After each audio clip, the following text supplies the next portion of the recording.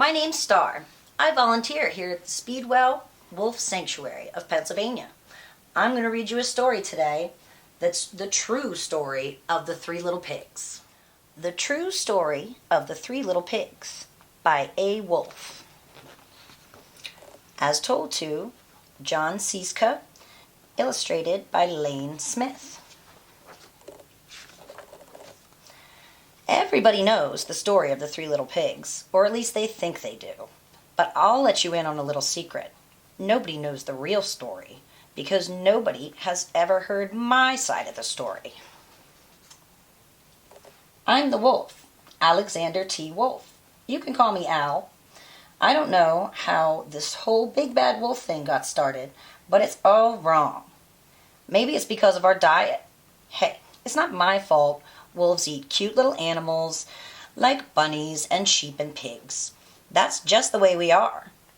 If cheeseburgers were cute, folks would probably think you were big and bad too.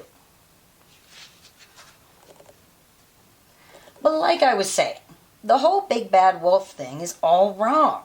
The real story is about a sneeze and a cup of sugar. This is the real story. Way back in Once Upon a Time, I was making a birthday cake for my dear old granny. She had a terrible sneezing cold. I ran out of sugar. So I walked down the street to ask my neighbor for a cup of sugar. Now, this neighbor was a pig, and he wasn't too bright either. He had built his whole house out of straw. Can you believe it? I mean, who in his right mind would build a house of straw? So, of course, the minute I knocked on the door, it fell right in. I didn't want to just walk into someone else's house, so I called, little pig, are you in?" No answer. I was just about to go home without the cup of sugar for my dear old granny's birthday cake. That's when my nose started to itch. I felt a sneeze coming on. Well, I huffed and I snuffed. And I sneezed a great sneeze. And you know what? That whole darn straw house fell down. And right in the middle of the pile of straw was the first little pig, dead as a doornail. He had been home the whole time. It seemed like a shame to leave a perfectly good ham dinner lying there in the straw, so I ate it up. Think of it as a big cheeseburger just lying there.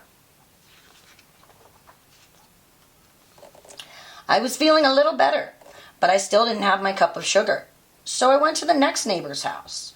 This neighbor was the first little pig's brother. He was a little smarter, but not much. He had built his house out of sticks.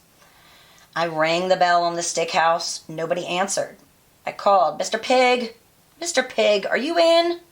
He yelled back, "Go away, Wolf. You can't come in. I'm shaving the hairs on my chinny chin chin." I had just grabbed the doorknob when I felt another sneeze coming on. I huffed and I snuffed. I tried to cover my mouth, but I sneezed a great sneeze. And you're not going to believe it, but this guy's house fell down just like his brother's. When the dust cleared, there was the second little pig, dead as a doornail. Wolf's honor.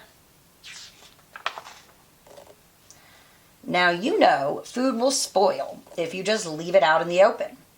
So I did the only thing there was to do. I had dinner again. Think of it as a second helping. I was getting awfully full, but my cold was feeling a little bit better, and I still didn't have that cup of sugar for my dear old granny's birthday cake. So I went to the next house. This guy was the first and second little pig's brother. He must have been the brains of the family. He built his house out of bricks. I knocked on the brick house. No answer. I called, Mr. Pig, are you in?" And do you know what that rude little porker answered? "Get out of here, Wolf. Don't bother me again." Talk about impolite. He probably had a whole sack full of sugar, and he wouldn't give me even one little cup for my dear, sweet old granny's birthday cake. What a pig. I was just about to go home and maybe make a nice birthday card instead of a cake when I felt my cold coming on. I huffed, I snuffed, and I sneezed once again. Then the third little pig yelled, "And your old granny can sit on a pin." Now, I'm usually a pretty calm fellow, but when somebody talks about my granny like that, I go a little crazy. When the cops drove up, of course, I was trying to break down this pig's door, and the whole time I was huffing and puffing and sneezing and making a real scene. The rest, as they say, is history. The news reporters found out about the 2 pigs I had for dinner. They figured a sick guy going to borrow a cup of sugar didn't sound very exciting. So they jazzed up the story with all of that huff and puff and blow your house down, and they made me the big bad wolf. That's it, the real story. I was framed. But maybe you could loan me a cup of sugar? The end.